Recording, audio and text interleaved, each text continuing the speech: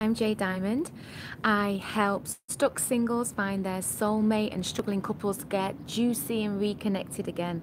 My clients get the best sex of their life, guaranteed, and they snatch their sexy back.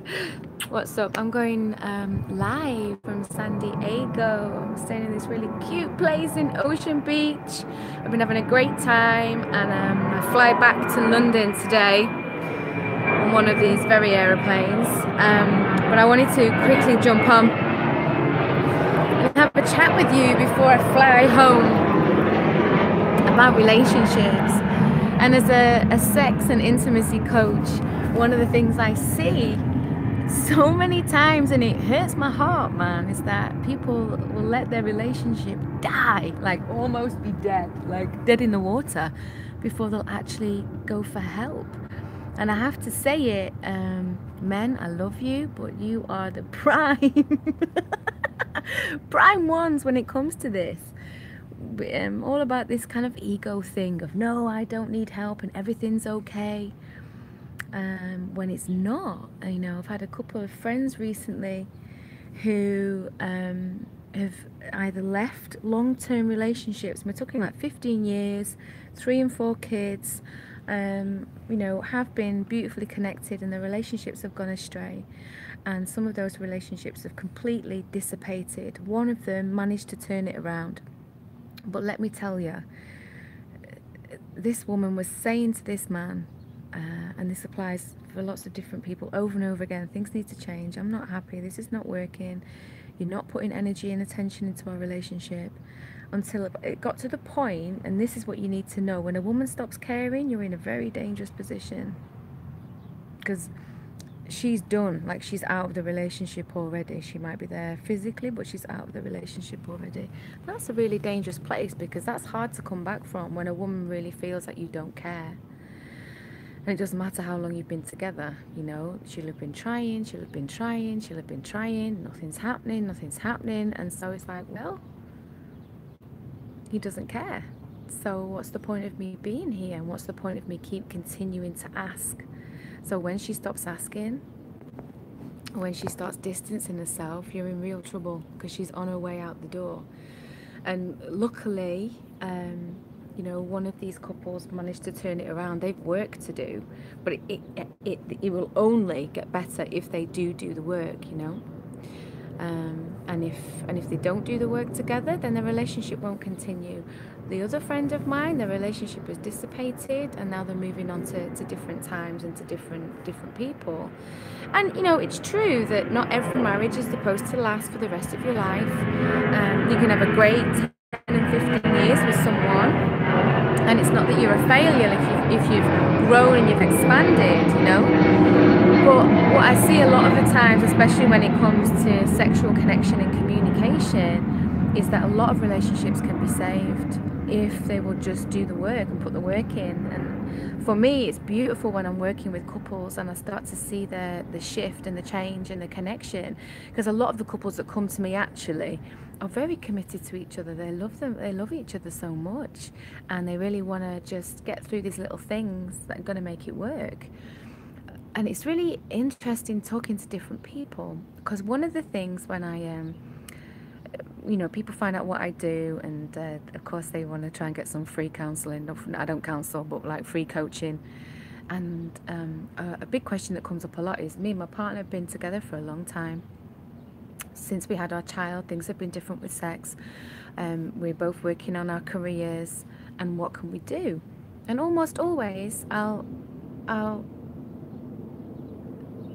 offer the advice, you need to schedule a sex date, like at least once a month. Schedule time to just be with each other, get the kids looked after, give yourself the time and space, and just have a sex date. Like, and make it juicy, make it interesting, make it fun. Come together and offer different things, different ideas. And almost every single person is resistant. They're like, oh, that's really sad. Like, I don't want to be that couple who has to schedule sex. To which my reply is, well, it's more sex than you're having now. And then their reply is, oh, yeah, this is the shit I'm dealing with. So So you don't want to schedule sex, but you want sex to magically happen in your relationship. So you're willing to put time and attention into your career, but you're not willing to put time and attention into your relationship. Well, what the fuck? I'm sorry. What you don't water doesn't grow. It really is as simple as that. Like, if you want to put all of your energy and attention into your career, that's great. But that's where you'll get the results, and you won't get the results in your relationship unless you're proactively doing things to connect, to communicate. Are you going out and going on dates like you used to? Are you having little adventures like you used to? Like, even if it's just going to discover a new city together and going for dinner in a new place, going for a walk together, listening to music together, buying an album together like you used to, you know, you like we're really into the same music, like, oh, you need to hear this song. These things are bonding things, and these kind of experiences are what bond us, and the excitement, the adrenaline, and the energy of that bonds us in our relationship. And what happens is, as time goes by, we stop doing those things, but we expect the same result. And this is why I'm saying people will let their relationship die, like floating dead in the water, before they'll take advice, before they'll, you know, look at other couples and say, what are they doing right and what are we not doing? And a lot of it has to do with ego. So again, like I say, fellas, like, you have to be in a spirit of excellence. And ladies, you have to be in a spirit of excellence. People want to, like, yeah, my career, my career, my career. Who are you going home to? And this is why, you know, sometimes I'm working with men, they're like knocking on for 50 years old and there's nobody special in their life, and all of a sudden they realize that they're that old guy in the club. Oh, you don't want that to be you.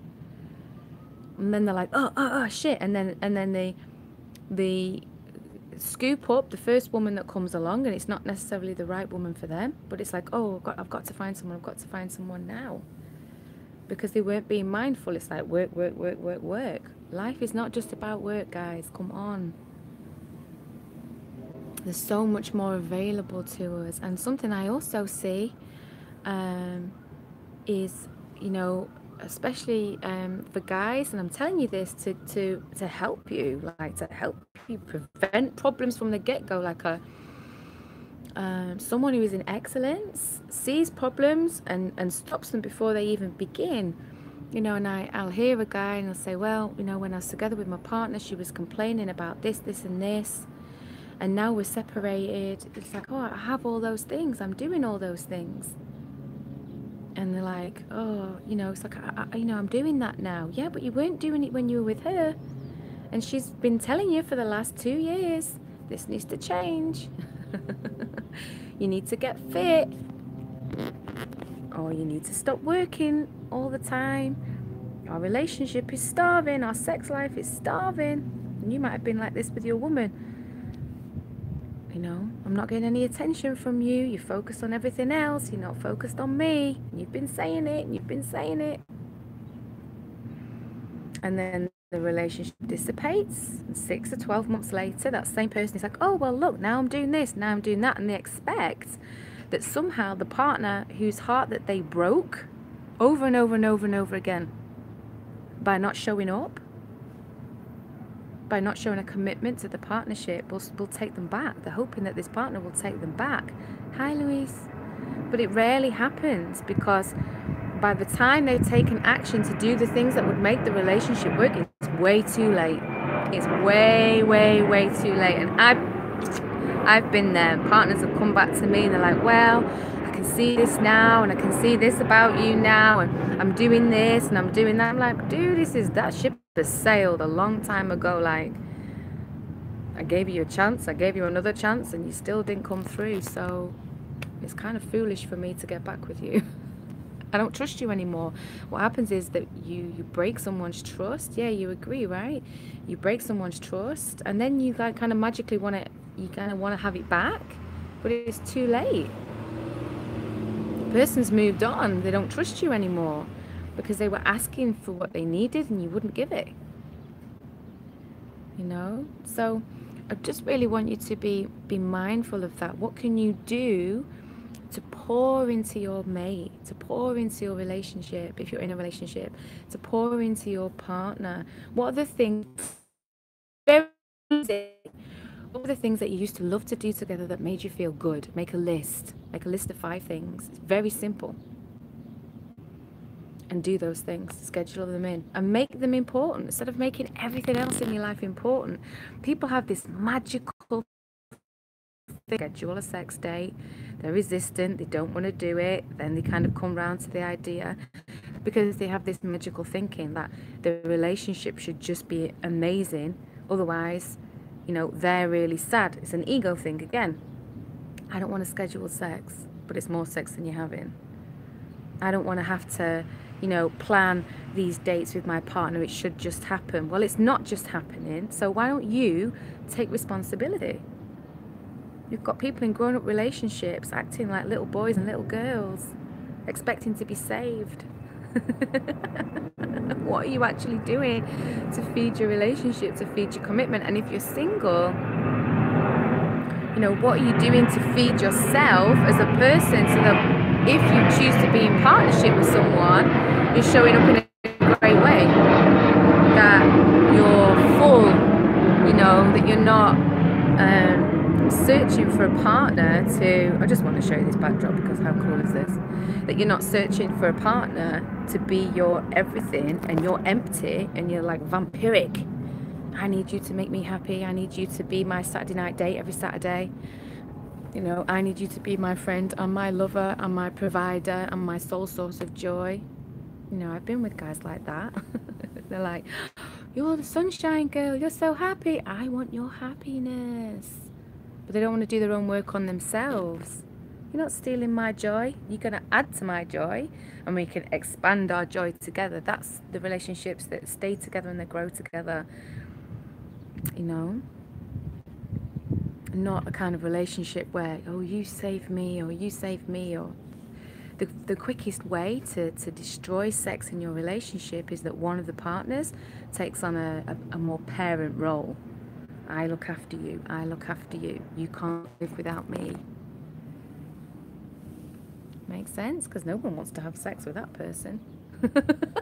So it's got to be like an equal, energetic connection. And of course, part of that is we take care of each other at times, but it should be an ebb and flow. It should be give and take. It should be an equitable relationship where there's give and take, where sometimes I'm going to be doing the taking care of and the cheerleading, and sometimes you'll be doing the taking care of and the cheerleading. But we do that for each other because we love each other, not because we're empty and we're desperate for somebody to fill us up. Does that make sense? So I think the best you can do for your relationship and your relationship status, and this certainly goes for singles who've been chronically single and things just aren't working, get out of your ego, ask for help, go and do some research, look into and ask for feedback from friends that really love you, and don't get offended. The only way you're going to get feedback from people that know you is if you tell them, I'm not going to get offended if you tell me. Some of them won't tell you anyway because they know you'll get offended. But you've got to choose not to be offended if you're going to get honest feedback. And they'll say, okay, you're a little harsh, you're a bit prickly, you're a bit defensive, or your expectations are ridiculous. I used to work for a matchmaking agency. Most people don't know that about me. And one of my jobs was to go and pre-select the guys and do interviews with them, and then we'd put profiles. I'd write the profiles for these guys, and then we'd match them up with women. And you know, some of these guys, most of them were amazing guys, and it was so beautiful. And a lot of them just said, I just really want a sweet, kind woman. That was one of the main things that they said. These guys who are ready for love, I just want a sweet, kind woman. She doesn't have to be a model. She doesn't have to be like exceptional. But, you know, just that I'm attracted to her. And that was enough, you know. And sort of society gives us this belief as women that we're supposed to be supermodels and we're supposed to have perfect eyebrows and we're supposed to have the perfect body, and that's the only way a man will love you. Utter bullshit. I'm absolutely calling bullshit on that, fellas. Put a comment below if you know what I'm talking about. It's like, for true love, that's not what they're after. In fact, sometimes they feel a bit more comfortable if you're not quite as perfect. And that's not about being less than, it's just about being real, so that they can be real, So that was one thing I found. And like every now and again, I come across a guy with the most ridiculous expectations. So they'd be like 50 odd, and he's like, "Oh, I don't want me with that." And so look at your expectations. Look at your expectations and allow your friends to guide you and come out of your ego so that you can be coachable, because you can't fill a full cup. When I work with people in my mentorship, I have to know that they're willing to let me guide them, that they're willing to let me do the deep healing work, because it's completely unconscious. So I will, when I'm working with them, be able to pull out patterns from a very long time ago that they're not even aware of. And if they're not in the right place, they're going to resist it, and they're going to say, no, that's not me, that's not what I'm doing. But I can see it clear as day. This is the way it's playing out in your relationship. You're playing out your parents' patterns. You sided, let's say, for instance, you sided with your father because you wanted his love, not because you liked him, because you wanted his love. And on an unconscious level, you picked up his relationship patterns, and that's what you've been playing out, and that's why your relationships aren't working. Wow. It's deep, the work that I do. It's not like, go to this place and, go to this place and talk to this person and say this word. You can say that. I could do that kind of coaching with you as well, but not until we get to the root of why you're not attracting the person that you want to attract. So you've got to be willing to shift out of your ego. Don't let your relationship float in the water dead. Look at me wagging my finger. I'm passionate about this. I want you to be okay, and to come out of your ego and be coachable and learn and expand, because there's so much more available to us in sex and relationships than we're taught. Standard. So don't let it be that you squash the things that work. There are so many little hints and tips about communication and building your relationships, and people don't want to do it because like I say, there's magical thinking that it should just magically happen. No. What you water grows. So if you're not watering your relationship, it's not going to grow. So get your watering can out and fill it, and nurture all of your relationships, your friendships, your relationships with your kid, your relationships with your partner, and watch what happens when you pour into your people, when you show them love and you don't hold back. Yeah? All right, I'm gonna finish. I can't actually work out how to stop this. Maybe I'll press this button. All right, peace.